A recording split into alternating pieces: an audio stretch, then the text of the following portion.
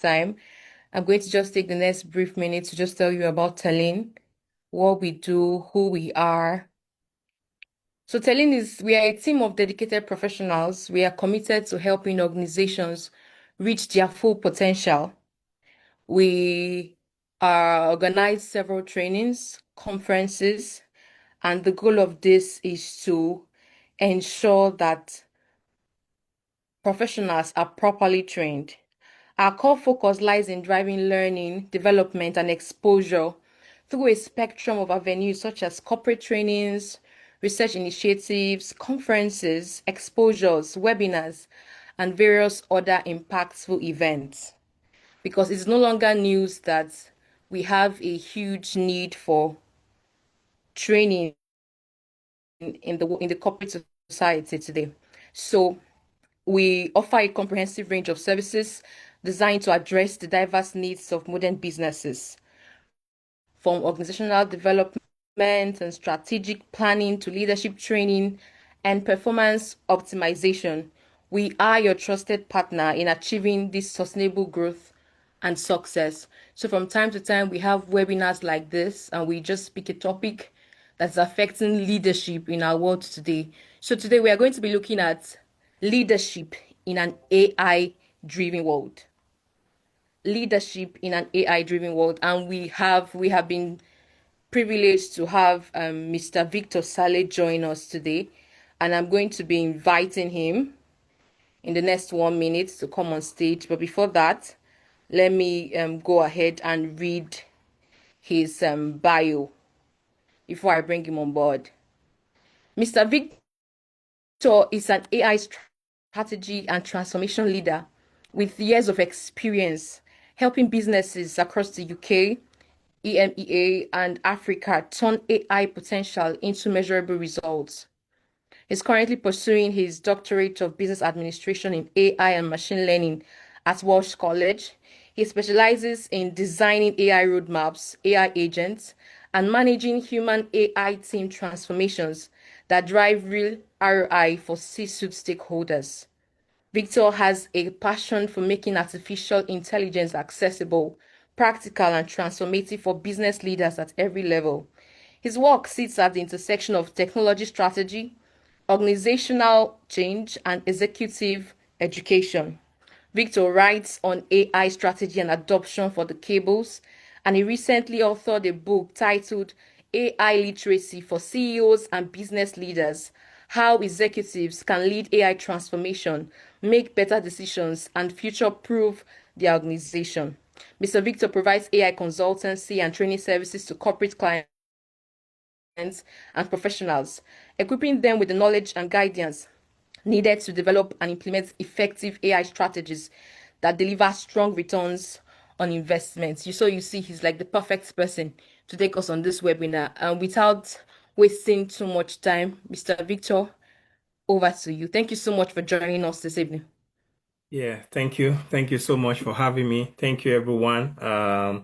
I really appreciate the opportunity to be here to share thoughts with great leaders and professionals that are here. And I'm believing that within the little time we have, we'll be able to, shape our ideologies a little bit about AI, how we can use it, where should we start from.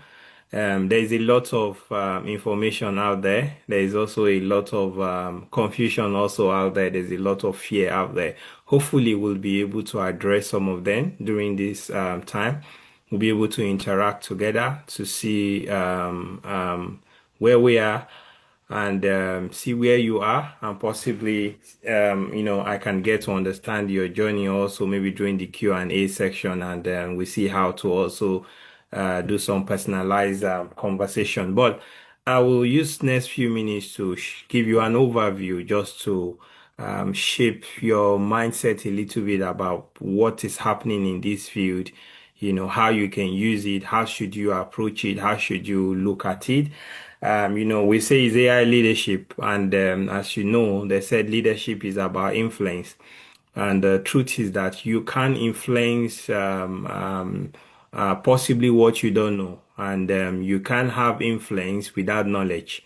As much as you are not the engineer, there are basic things you need to understand as a leader to be able to make influence, to be able to bring strategy, to be able to, lead that change that the organization need. Because everything lies on leadership. Every change, every organizational change, it lies on leadership. The quality of the theme or the quality of the progress that they will have is still based on the leadership. So, and this is critical, that you need to understand some basics so that you will be able to provide a roadmap, a direction for your organization or for your team that you're leading, and how they can maximize this time and maximize some of the tools that are available. I have a slide, so just so that we can have a guided conversation the next few minutes. I think I've requested to share. If you can allow me just to share my screen so that we can, yeah, okay, I think, yeah, I'm not allowed yet. So if you can give me access, that would be good. Uh, Dami,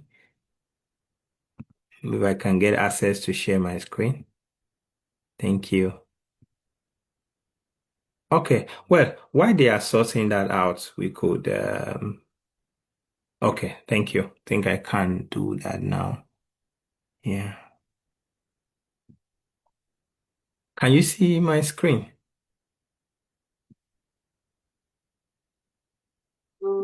Just, Yes, I can see your screen. thank you. Cast. All right, so,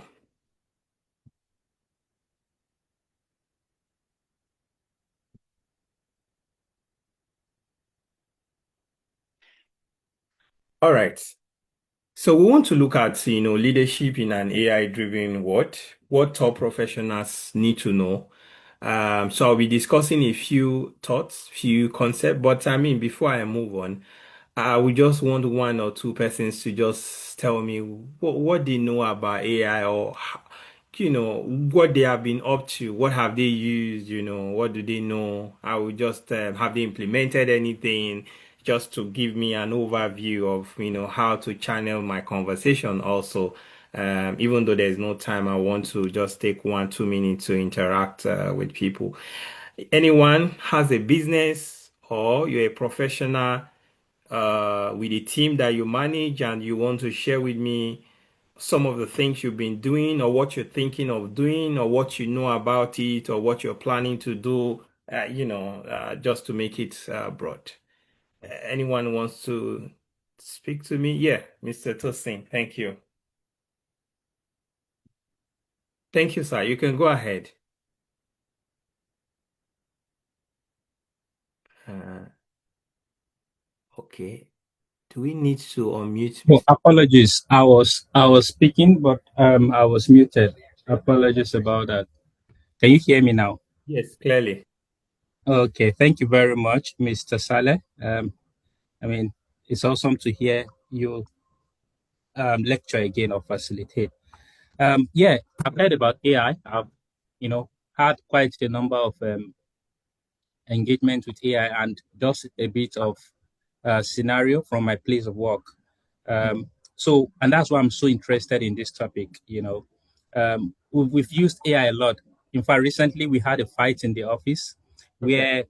where, um, you know, a colleague came up with a work, and I mean, the CEO was saying, look, this work you've done is beautiful, but we could do something in a lesser number of hours and we could. Have something with better quality. Hmm. And this colleague was saying, look, I'm not interested in using AI because AI, um, the technology behind it is risky. Our information could be leaked and all of that. And it was really a heavy argument. And, so it made me start thinking that, yeah, AI looks very beautiful. Now, when it comes to generative AI, which is Hmm. giving us, Yeah. ideas on how we can make our documentation, research, and all of this easier. But people are also scared about the kind of information I put into it, what happens next, where is it taking me to, and all of that. So, but just to answer your question, I think for me personally, it has helped my work to be better, faster, I deliver better. And there's a kind of relationship I even have with the AI Hmm. that it makes the work look, very professional out there, even when you have little knowledge about that topic. Thank you very much. Thank you. Thank you. That was interesting to hear. Thank you. Anyone else before we move on? Thank you, Mr. Tosin, for sharing your experience and expatiating on where you are. Anyone else want to share anything briefly in 30 seconds? Just to, okay. I don't think there's anyone else want to. Okay, I can call in. Luis. Hi, Luis. Is there anything you have used it for or your organization is using it for that you want to share with us in 30 seconds? Oh, okay. I was allowing the participants to participate. Okay. So I currently use a lot of AI for content creation and for also analysis. When you produce content and you put it across these platforms, that's LinkedIn, Twitter, Instagram, you tend to want to measure the performance, know Hmm. why I performed this way, and I use a lot of AI to for content performance. I also use it for content creation. Then we use AI too for video creation too. So that's like my work. Oh, great. You're quite engaging it. Yeah. Okay. Thank you so much, both. We'll look at a few things. Godwin did mention, or Mr. Tosin did mention something about the fear around information privacy. It's a real problem, and we're going to look at some of the things that I advise leaders to do. It's a fear, and that fear is valid, totally valid. We need to make sure that we put things in place. If not, it can cost us more harm than good as much as possible. But you see, the truth about every decade is that there is always this technological boom or, a transition that happens. And if you fail to position yourself or fail to position your organization or position yourself as an individual, you might lose out. And within the next few years, you might find out that you are far outdated and your relevance is not as much as possible anymore. The truth is that there are so many jobs and careers that AI is going to, fizzle out, replace, I'm not saying they won't recruit people there again, but the demand won't be as much as that because of what it's capable of doing. So the earlier the better. You need to understand that if you are a business person, competition is going to be stiff. Your competitors are going to be using it and they are going to be doing a whole lot with it. So you won't be doing yourself good. You not trying to try it out because so that you don't become outdated in the next 1 2 years or something like that. So it's very important that you understand the trend and you equip yourself as much as possible to prepare for it. So I do say that the leaders who thrive in the next decade, they are not just the ones who understand AI the most. That's the truth. They are the ones that use it most wisely. Use it well and use it wisely. So we'll look at that and see um where. So we have the reactors and we have, the designers. So, when it comes to these and leaders that get to engage and use AI.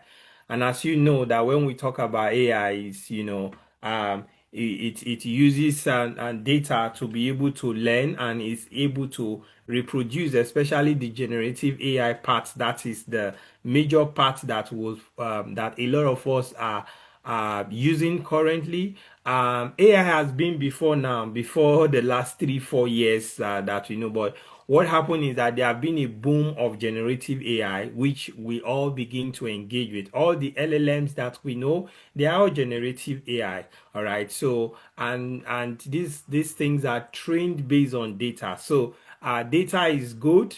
Data is key. And whatsoever result you are getting currently, it's a lot of data that it has been trained with, and there's a lot of matching when you give it instruction to be able to generate or produce something for you, to be able to predict. The prediction is based on data. So basically, just to lay foundation that AI is about data, so it's about garbage in, garbage out. It's the quality of data that you give to it will determine the quality of output that you are going to get. Now, when it comes to generative AI, the quality of your prompt will determine the quality of the output that you are going to get. Everything lies on prompt. And what I'm saying prompt, let's just break it down. Simply means instructions that you give to the machine to be able to generate or produce something for you. Okay. And I do explain things this way that when it comes to prompt, for you to write a good prompt, think of it as you being a manager, executive, a CEO, and you recruited an intern, and you need to guide the intern on how to do a task. Okay? You don't recruit an intern and you just tell the intern, go and send mail to the chief executive officer of this company. You guide them. You give them frameworks. You give them a copy of previous email or documents that you have shared before. Am I right? You share things with them. You train the intern or the new recruitee to understand how things are being done. You provide them with concept. You provide them with a framework. You provide them with a template of how this is being done, and you guide them. So the same way it is with generative AI, you see them like they are an intern and they are trying to learn. Whatsoever they can do is based on the quality of instructions that you give to them. Secondly, it is based on the quality of template or examples that you provide to them. The better examples you provide, the better results you are going to get. Thirdly, is the fact that you tell them the specific output or length that you want it to be. The same way you are talking to, a new recruitee or possibly a trainee, you tell them, I don't want it to be more than 3 pages. I want it to be brief. I want it to be this. You are specific. The more specific you are, the more examples you can share, the more you try to tell it the role it's supposed to perform, the better output you are going to get.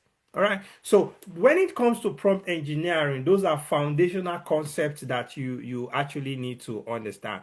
But we're even moving beyond the place of prompt engineering to context engineering, whereby it's not just about giving it prompts, it's about giving it context, and it can begin to read and decide and rethink about the context of the questions that the context where you are answering the question from.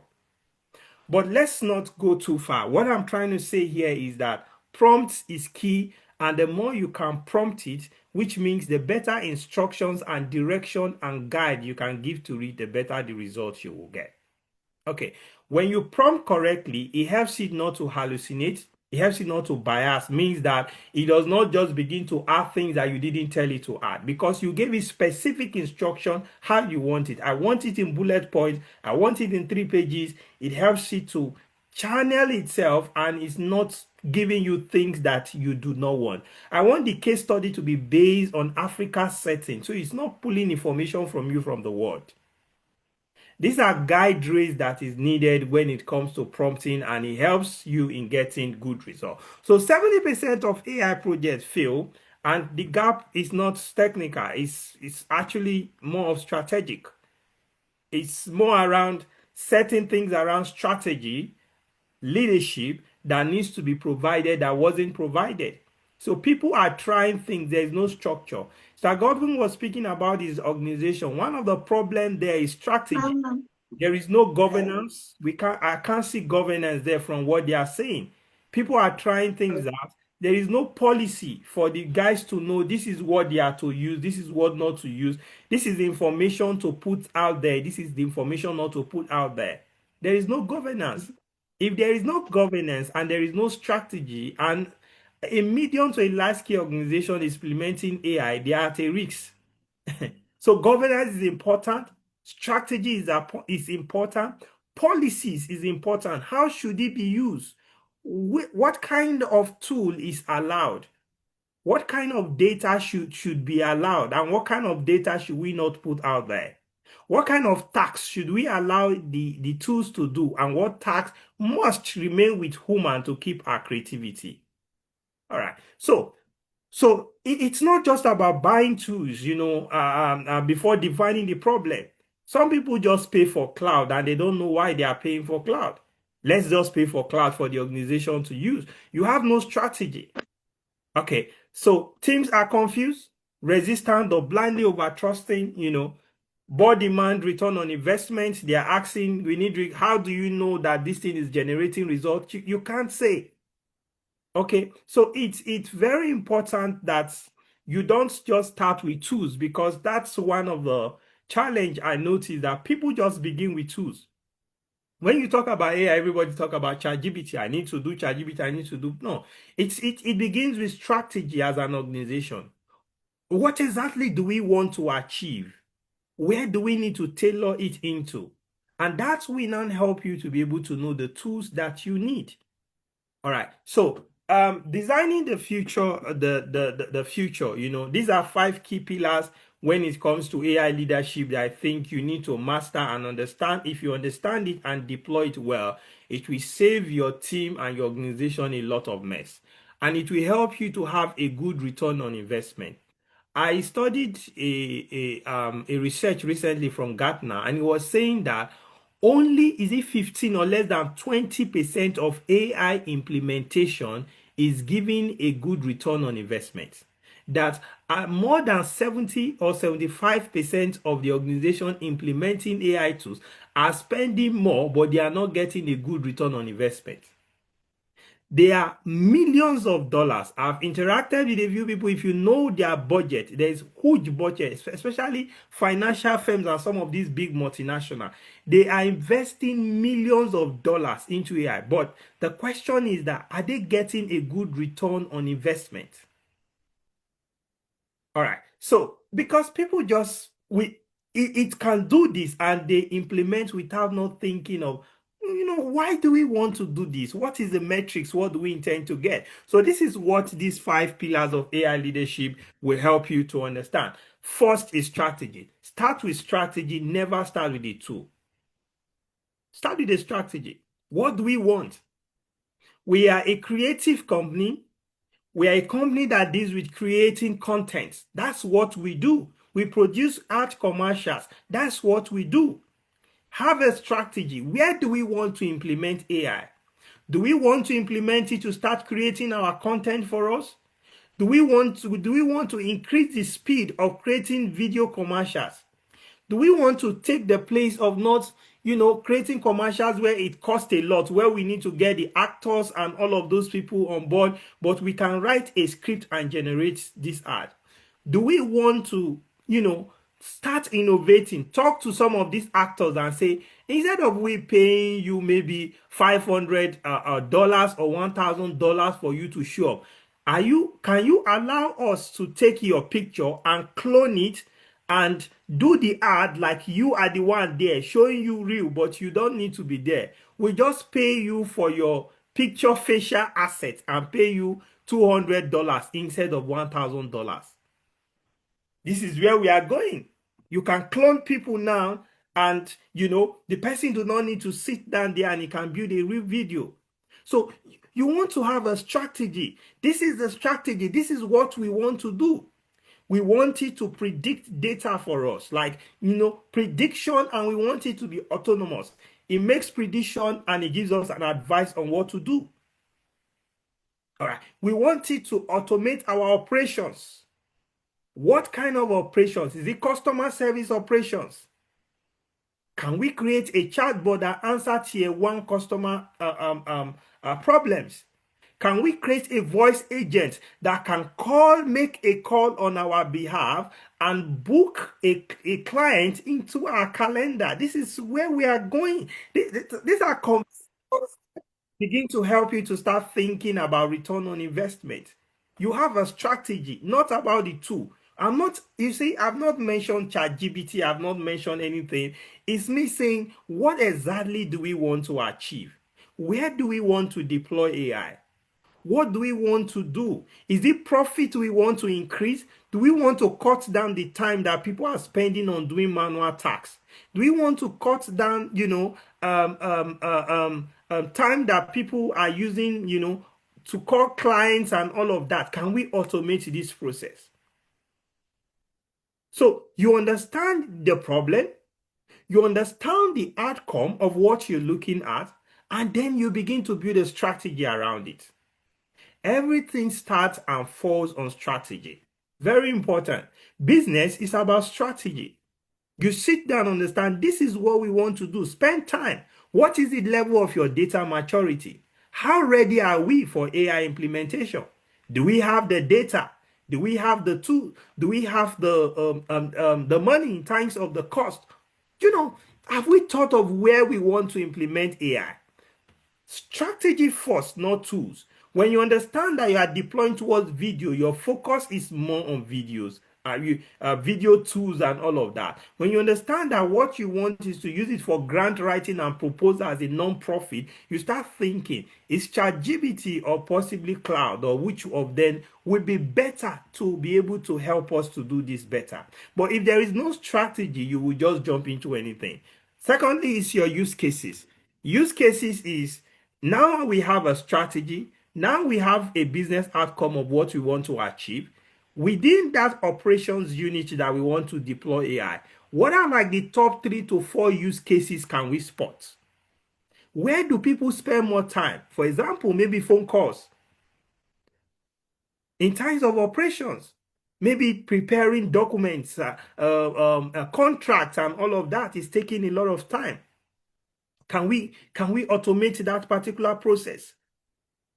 In terms of sales, maybe following up with customers, like, sending them documents, manually sending them email. Can we automate the trends of email? 5 emails are going to go out to them to be able to convert the sales.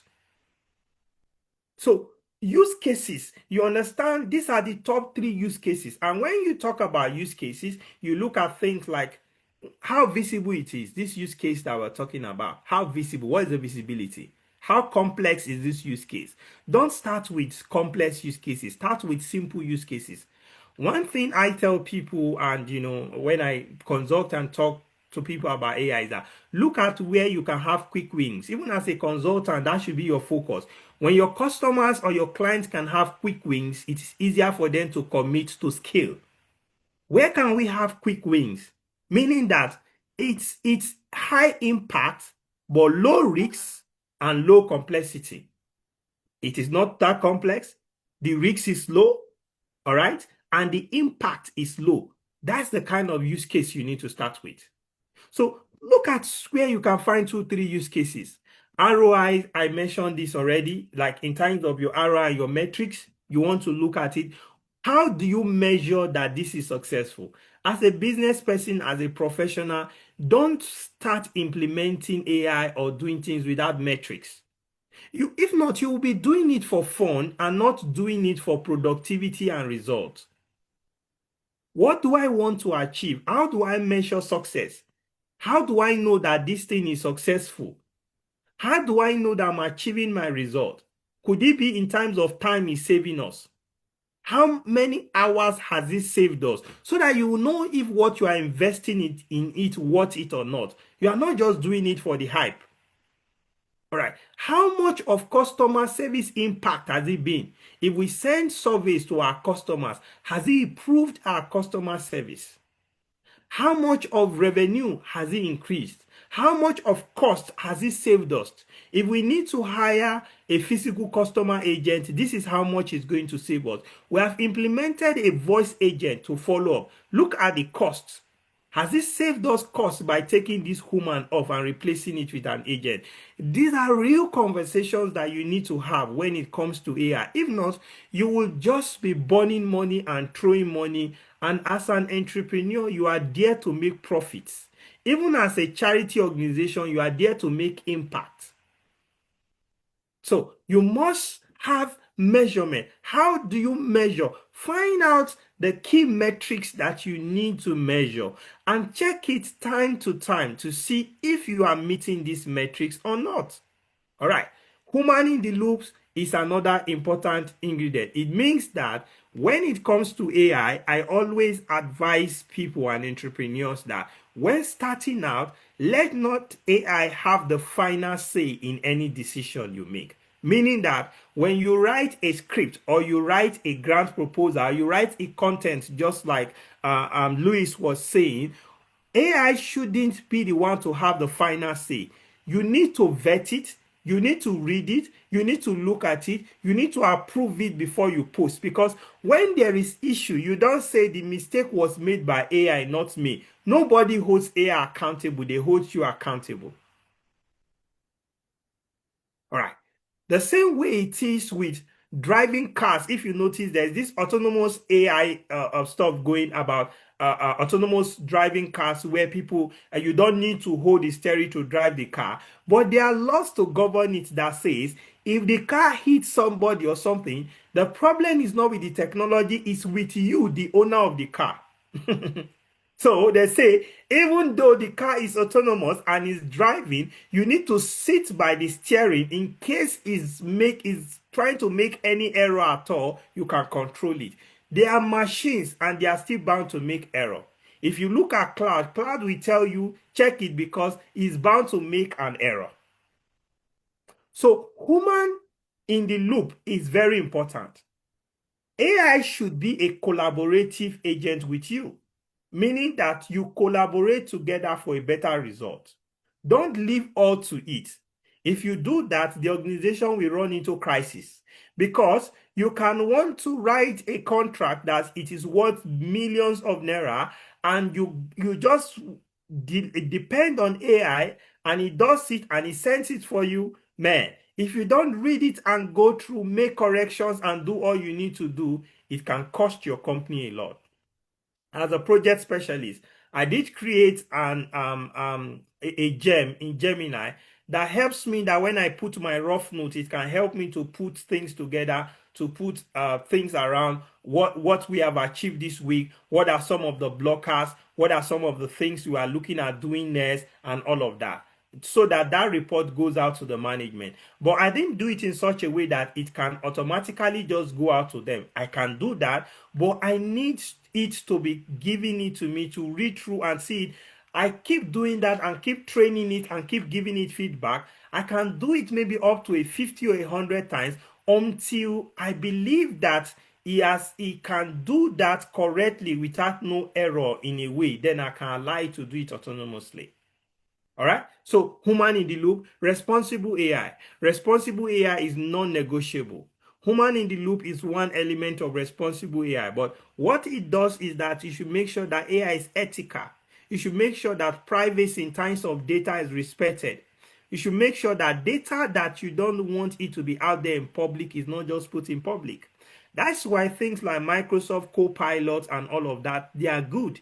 Gemini's, like within the conference of the fact that if you're already using Microsoft tools like SharePoint and all that, those data are there secured with Enva and all of those Entra and all of those securing it already. Now, when it works around your data, those data are still protected because you are not putting it in a public space. They are enterprise ones that are governed and they are secured. Rather than just throwing it into some of these AI tools, where they are not governed within the data, you need to be very careful because if you put something out there that is not yet published or that is not meant to be, then it becomes a problem. Okay, so responsible AI is important. Responsible AI talks about ethics. It talks about making sure that you know how it's not going to be biased based on how you train it, hallucination, based on guide rails, like telling it, this is what I want you to do. I want you to give me this in this format, and I want you to focus on this niche alone, specific instructions, we call it guide rails. It protects it so that it does not wander. So as I said, never start with a tool, start with the problem. All right, start with the problem. The AI strategy ladder, it's, you look at automating, looking at how do you implement it now, just in simple terms, automate. Look at repetitive tasks. I keep mentioning that things that a lot of manual work is involved, a lot of data input, manual work, customer calls, different. Some of these things can be automated. Responding to customer queries all the time, you can use a chatbot. To see how to automate that to respond to customers. Augment, make people faster, sharper, and better. Augment means that you are collaborating. You look at where AI can augment possibly your designs, I can help augment that to make that better, make that faster. It augments your thinking process, it augments your reporting, it augments your content creation. AI is there to help you do that, and you need to leverage it more. All right. Three is innovate. You can create an entirely new product. That is the place where we have AI agents today. You can create an agent to literally do almost anything for you. One of the projects I worked on recently was to create an agent that will help a B2B company, that what they do is to help personalize the creation of their presentations that they need to send to the company, like a business proposal. So it will write it in the voice of the company, write it based on content about what the company is doing, what they are achieving, and then it will research about the prospect, some of their pain points and all of that, and channel our solutions towards the pain point of the customer. All right. So you can innovate. Look at how you can innovate and create things uniquely that can solve your unique business problem. All right. Where you have some of the biggest bottleneck, where do you lose time the most? Where are there a lot of repetitive tasks the most? What decision making is slow, due to scattered data that you need AI to be able to bring this together. You can use systems to be able to pull this in. As we begin to tie this so that we open the floor more, don't theorize it, deploy where AI ends, ends it keep. What I'm trying to say is that don't try to overthink it. Look at places where people have deployed AI successfully. For example, decision intelligence. I think Louis mentioned that. You can start looking at how do you use it for better decision making. Give it options and tell it to tell you what is its own suggestion and why. You should back it based on data. Reason with it. Look at data possibly in your Microsoft, where they are, and it helps you in decision making. It helps you to analyze the data and even visualize the data.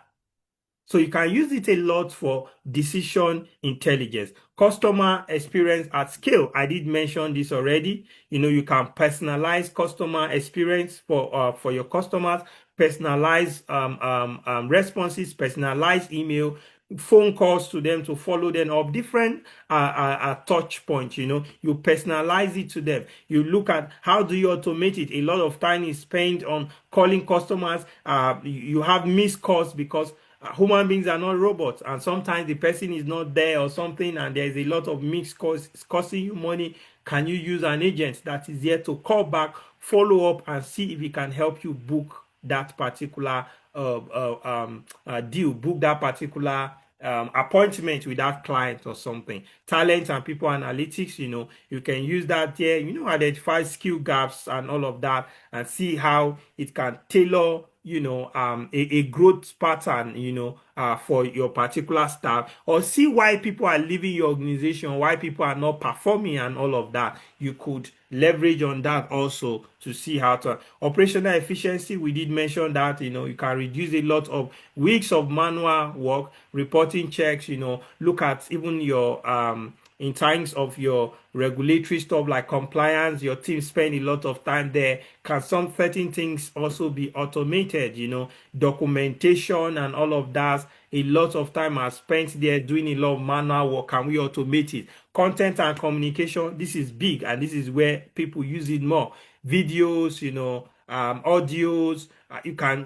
There's a lot you can do. Proposals. You can put different documentations together. You can write content. You can become a content creator. In these days now of AI, and you do it very well, almost in industries that you don't even have knowledge about at all. So begin to look at some of these key places and how your guys can begin to take advantage of that. I did mention earlier that if you cannot measure it, then you cannot defend it to your board or to your management. Measurement is important. So look at time it saves, revenue, risks it can reduce. Look at that time to decision. You want to look at how many hours that's free for your employees, revenue per AI interactions. You want to look at some of those data, but it's important You look at metrics that work for you, metrics that helps you to be able to achieve results. The hardest part of AI is not technology, it's people. So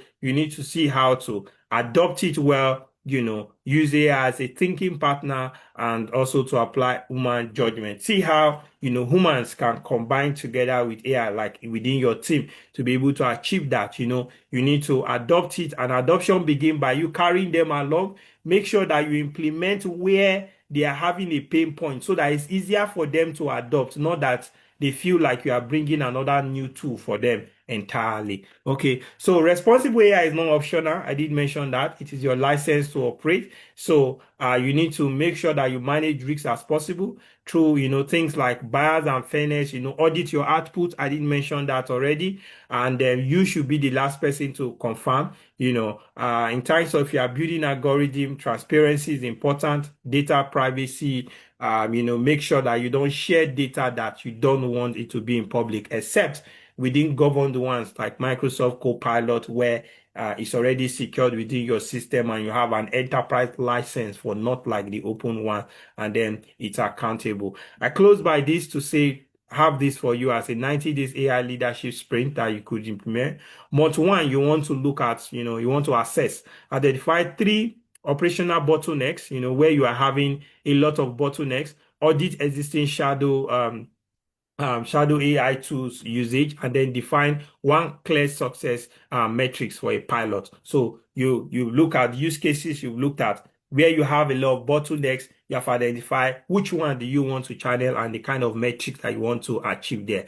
Then you select that particular use cases from possibly the different use cases you have, run a small time limited pilot with a winning team and measure define metrics ruthlessly. I keep saying measurement. If not, you just be burning money and you can't say if it's successful or not. Month 3, you want to scale what you've worked, look at what you've done. Yeah, and then begin to see how can you scale into other places, or what you have currently, how can you scale it into to do much better things than what you have. All right. So thank you so much. I think I'll just leave the floor for questions, and then we can also get to interact more. So never start with tools, say start with strategy, measure ruthlessly, and lead responsibly. Those are some of the ways that you can use to show yourself indeed as a leader when it comes to AI. It's a short time. I do have a book that I wrote, AI literacy for CEOs and business leaders. And I think I also wrote another one called AI literacy for non-profit leaders. It's just about eight pounds or something like that, $8 or something on Amazon. I think it will surely benefit you, and it's well detailed. So thank you. Um, Thank you very much. Thank you very much, sir, for that detailed session. And like, if we have been following, I'm sure that our notes are filled. He said, never starts with two, start with the problem. You can automate, you can augment, and you can innovate. So, but before we go ahead with the questions that I have here, I want to quickly just tell us about our transformational leadership program that is coming up in the month of July. Yes, we are inviting everybody who is listening to us, and every professional. This is a must attend. We are inviting you to join the next cohort of senior level executives and business leaders for a strategic leadership course designed to strengthen your decision making, expand your strategic perspective, and connect with like-minded leaders shaping the future of Kigali in Rwanda. And we want you to join us. If you have questions, if you are interested, we want you to leave a message for us, please. This is a must attend for every leader, every CEO, because you're going to learn, and beyond learning, you're also going to meet with other leaders too. So to continue our conversation, Mr. Victor, I want to ask you, big companies are spending millions on AI. How does a smaller business actually compete without that kind of budget?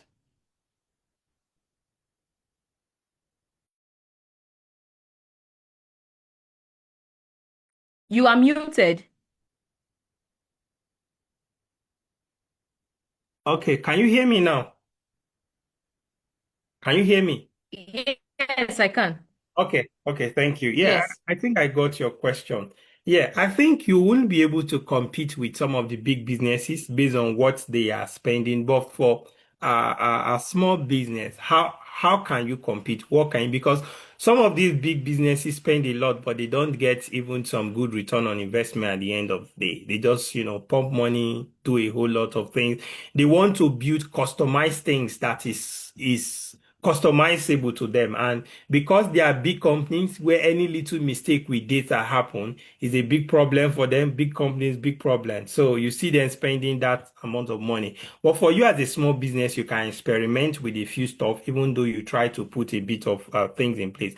One is that you can use AI tools and not build AI systems, meaning that you can look at when you have your strategy done, as I said, you understand the use cases and where you want to start using it from. Then you start looking at what kind of tools or things are available that can help me achieve this. So instead of you building an AI system where you hire an engineer, hire a designer, a BA, project manager. You don't need all that. Just look for existing tools, low code, no code tools that you can use. All right. So there are a lot of low code tools. You can build a GPT, you can build, look at what you can do with cloud code, automate certain things. So just look more at that and don't focus on you trying to build your own AI system. Focus on speed. That is it for a small business. Don't complicate things. Niche down and personalize deeply. Just look at where can you niche down, where can you get success quickly. Quick wins is important for you, and use AI to automate and not to overspend. That's what I'll say. Like, don't overspend, just automate. Where can you automate? How can you leverage no code tools? With no code tools, you don't need a developer. You can do some of these things yourself if you are just a one-man business, just trying to. There are several people that have built business worth almost $1 million by being solo entrepreneurs, leveraging on no code AI platform to automate a lot of things as possible. So for me, that's where I would expect you to be, and not, bother yourself about building the next AI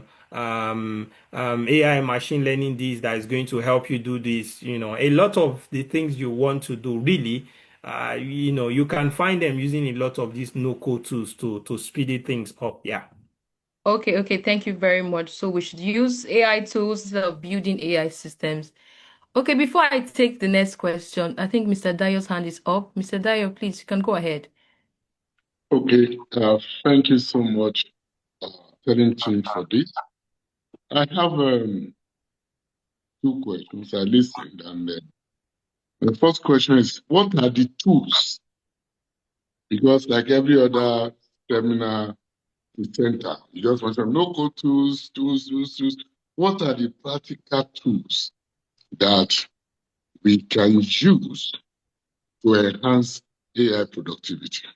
Mhm. My second and last question is this: for talent teams that offers learning and leadership development, what will be the role of talent teams in the next 10 years as a business? Because university educational system, training and development, learning and learning will never be the same again with AI. Whether we like it or not, the traditional learning system is being collapsed totally. What happens to organizations like mine? How can we prepare? What innovations and adaptability can, learning and training firm like Terlyn and mine can prepare for not to be out of business? Mm. Because I know majority of what we can do, AI can do it better 100 times. Mm. Okay, thank you, sir. I'll try to, see how to, answer a little. But I think number one, in terms of the first question that you asked, in terms of tools, I think there are so many tools. So sometimes in meetings like this, it could be a little bit difficult to say, use this tool, because um, for me, before we even talk about tools, it always begins with a strategy and you doing an AI readiness assessment. What it does for you is be able to point out use cases of where you want to use certain things, and then you'll be able to look at the best tools to use. But let me just mention one or few ones, like common one. For example, if you're looking at writing, proposal writing content, we all know that cloud is a very good one. I think it's smarter in terms of reasoning, even compared to ChatGPT from my own use. So you want to look at something like that. It can help you in augmenting things around writing. You in that sector, you want to write like training materials. Cloud can literally design an entire training material for you and curriculum and design it like well formatted from beginning to the end. All right. So you want to look at certain things like that, and it could be helpful for reasoning. For automation, you want to learn things like maybe Zapier or Make. I think Zapier seems more easier to learn. Like you want to automate, like let's say someone register for your event, for example, it could send things to them. It could follow up. You could schedule all of those flow together in Zapier, and is able to take them through that particular process and automate a lot of the things that possibly you would do manually, like like following up, putting content together, designing the email and all of that. You can connect that with Zapier, and it could help you in automating some of those repetitive tasks possibly that you would do operationally yourself. Yeah, in terms of customer service or deal closing, yeah, there are lots like Synthflow AI, Trello. You can actually use that for voice agents that can help to call clients on your behalf, follow up on them if you have courses and programs, just to remind them of it. Or people register for your event but they have not booked yet, you need to sell to them. It can call them to tell them about the value of the event and all of that. Those are things that you can actually use with AI. But as I said, just start small. It could be with you using things like to help you with your content creation and your marketing, creating your marketing materials for you. ChatGPT can actually create flyers now for you. You don't even need a graphic designer. Sorry, if you have a graphic designer in the house, you can create flyers. You can create banners that you can use for your designs and all of those things. Yeah, those are basic things. If you looking at research and doing things based on research, notebook KLM is a big one. You can bring all your different sources together, and it can actually create even a totally, a full report for you that is well researched based on those sources alone. I think I will just stop there for that, because I said tools are many. It just is when you have a use case, and we understand where you want to deploy AI, then we can begin to look at tools recommendation. In terms of your industry where you are, yes, I think there's a whole lot. Number one is whatever you are doing, whether training or anything, begin to think, how can you implement the AI part of it? That is just it. You need to start thinking. If you are training accountant, how can you train accountants that are using AI to increase their productivity or something? So you want to start looking at packaging trainings like that on how they can use it for their productivity. And where you are also in education, AI is there helping with research. You want to see how they can begin to, use it for research tools and others. You too, you can begin to use it for your curriculum creation, for your courses. You can use AI to create an entire course. You can use it in marketing your courses. You can use it in creating videos also for your courses. So those are ways you can use it in measuring metrics about people that attended. It analyzes those data and all of that. It can create form for you automatically to share. So I think there are different places you can begin to do, but in all, position yourself in whatever you are doing, any kind of training you are doing. Start thinking of how do you add a bit of AI to it. I don't feel like it's going to totally replace things in the educational sector. I know there's a lot of technology, but I think when it comes to education, there is still that human part that is needed. I don't see robots in the next future overtaking the professors and just staying in the class and people are being taught totally by robots. Yeah. But I think there's still going to be a lot of human interaction when it comes to education. But whatever you are doing, you need to begin to see how you can leverage technology in the operations, in your teachings, and all of that. In the courses you are doing, you need to update your curriculum to make sure that it reflects what is needed in this modern day age. Yeah. Thank you. Thank you. Thank you so much for that detailed response, sir. Well Thank you. done. Mr. Chima, you can go ahead with your question.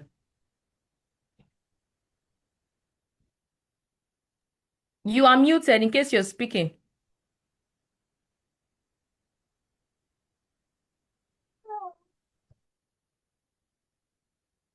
Okay. Maybe you could take another question. Why I think there's a Chima follow-up gets question, already? Can you I hear think me? Hello. okay. Hello. question Can you from hear me? Dr. Dio in the chat box. Hello. Hello. Can you hear me, sir? Yes, We yes. can hear you. We can hear you. Please go ahead. Okay. Please, I would like to ask a question that has been bothering me for a while now. My question is, how do you balance, as in, with the advent of AI, a lot of it kind of limits human intuition and judgment.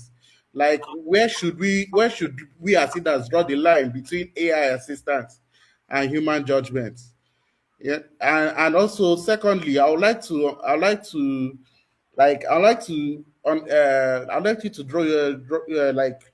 give me like some kind of your take on how do you maintain human creativity and intuition in this AI world now? Because if everybody is relying on AI, then it's as if everything is being left to the AI to do. How do you maintain? Like how do you maintain that human creativity? Thank you. Okay, thank you. Thank you, Sachima. I think let me start with the first one. I think this one is about woman creativity. Yes, if you notice, I did mention that I advise that it should be collaborative. When it comes to automation, I do advise that anything that is not repetitive, meaning that it's not too much of manual work and it involves human thinking and a lot of human reasoning, I still believe that you should allow humans to do it more with collaboration from with AI tools. But if it's too much of repetitive and does not really requires too much of human intensive reasoning, it's just a lot of repetitive works like entering data into something, you get what I mean, and all of that. You possibly want to just allow AI to see if it can do that because that can help save a whole lot of time for the business. But of course, it's not here to take away that creativity, and that is why the strategy part is important. You need to know what exactly you want to do. You need to even be able to prompt it well based on what you want. This is how you want it. It will give you things you say, no, this is not what I want. I want it more tailored towards this particular thing.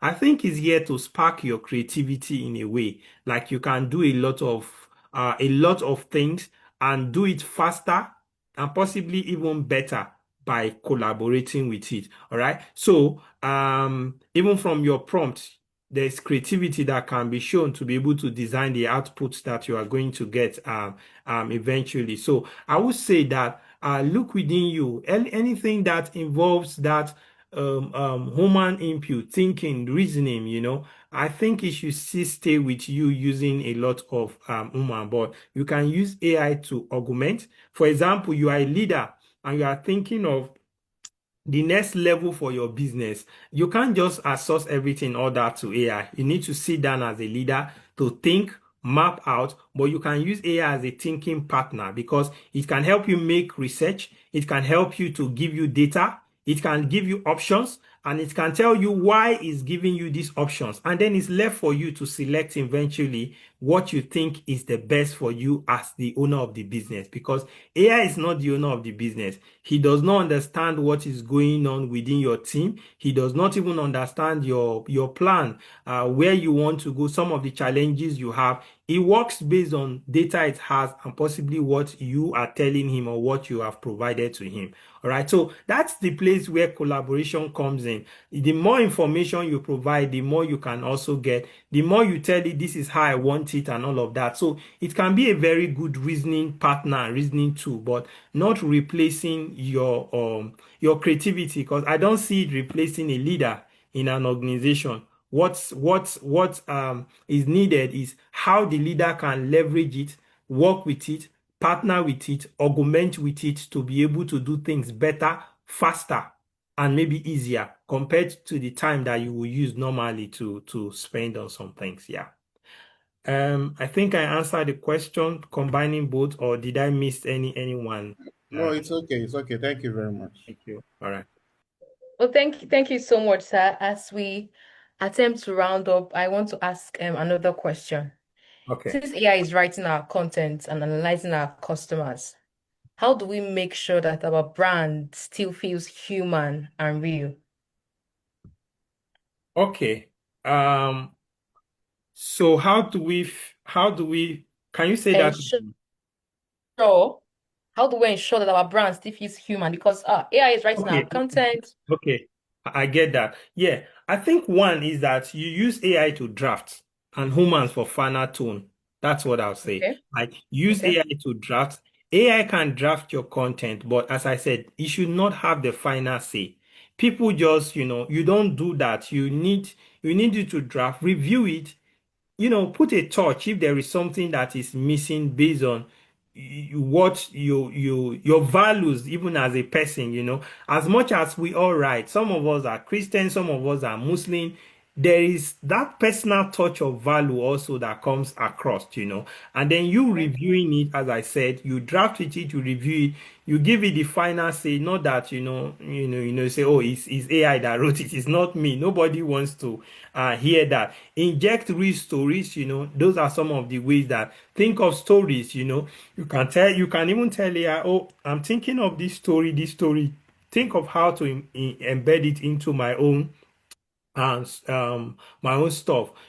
Like, for example, I shared the link. I did write a book for CEOs. Some of the examples are personal examples, but I didn't all sit down for some of them to start typing all the stories. I just told it the scenario and I told it how I wanted to build the story.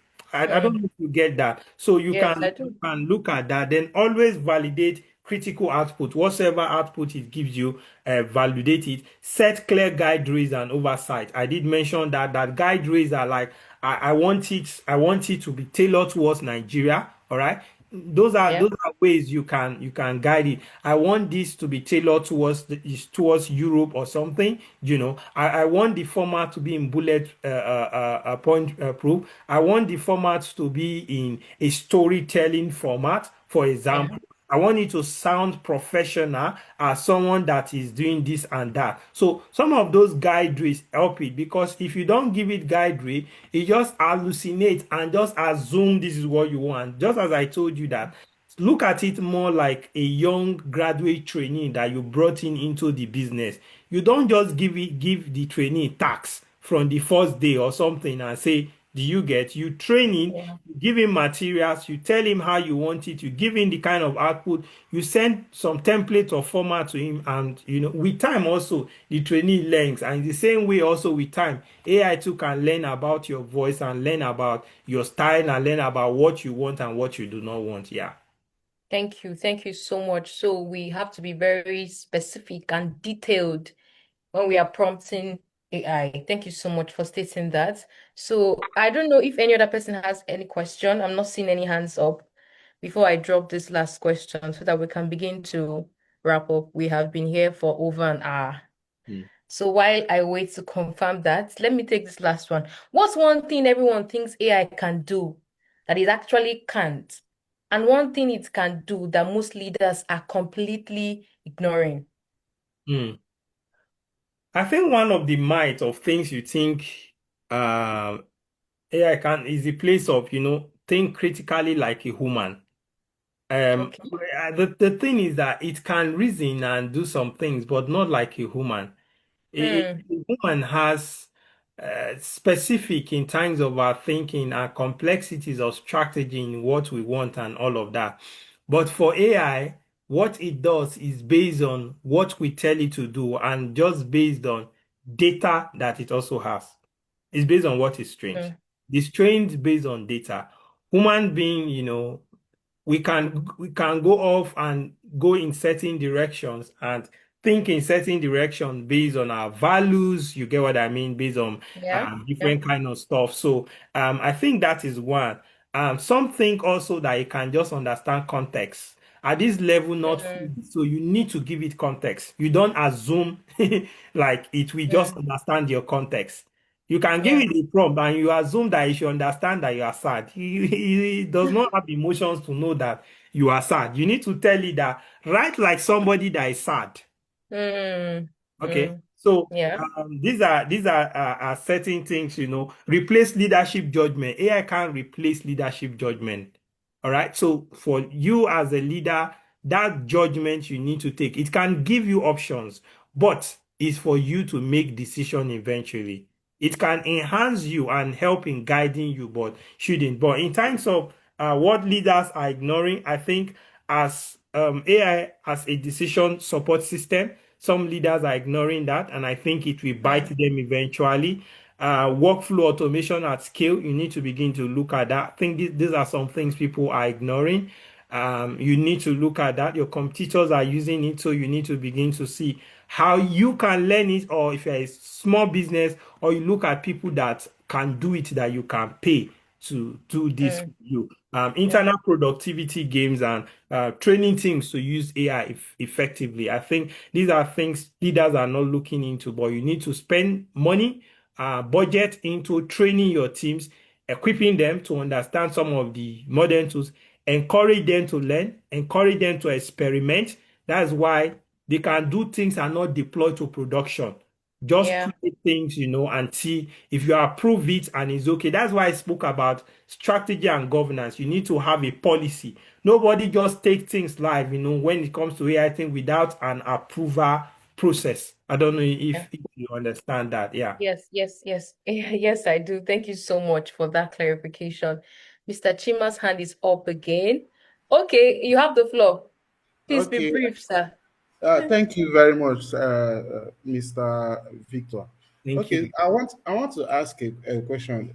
Um, there are so many AI tools in the market right now, and I understand that we have the free version and the paid version of these AI tools, and it's as if the paid version gives you more results than the free version. In your own expertise, what would you advise for somebody that is just coming into this AI market? What should the person subscribe? Because they are setting for pictures, you have a different AI for that. Yeah, for music, you have different AIs for that. What do you advise to some of us that are just coming into this AI business? What do you advise? Should we go for the paid version, or should we stick with the free version of this AI tools? Okay, so I think firstly, the first thing you want to do is to look at, as I said, you have a strategy of where you want to use it for and what are some of the use cases where you want to use it. When you get that, and then you now start looking at what tools are needed to be used for that particular thing. Then the next thing you want to do firstly is to use the free tools if they are available to understand how it works, understand the kind of results they are giving. Then, because you are now using it very well and using it more, and you want to start using it at scale, you get what I mean? Then you can now start thinking of, let me pay for this particular tool because it's giving me much better result. But initially, when you're experimenting, I advise you to try with free ones until you now see which one is giving you better results and will help you achieve what you want. Then you can think of paying for that. It doesn't mean that free one won't give you result, but of course it limits you to what you can do. So because you want to use it more, then you can pay for it. Okay, but start with free ones, just test it and see what it can do, then you can make informed decision. All right. Okay, sir. Okay, sir. Thank you. Thank you, Thank everyone. you. Thank you so much, sir, for this session. We have learned a lot. So we're looking forward to experimenting and putting some of the things that you have taught us into play. Thank you so much once again. So before we leave this evening, I want to encourage every one of us to follow us on our social media pages, Terlyn on Instagram, Terlyn same also on LinkedIn and on Facebook. Please, we want you to follow us so you can stay tuned for our programs and our subsequent events. Once again, our transformational leadership training edition 3.0 is coming up from the 28th of July rather to the 1st of August. We want to have every one of you in attendance. Please do well to follow our social media pages for more info. Thank you so much for joining us. I'm sure that you've learned a thing or two. We're looking forward to having you next time. Thank you very much, Mr. Victor. We are Thank you. so grateful. Have a great evening, everyone. Thank you, everyone. Yeah, thank you. Yeah.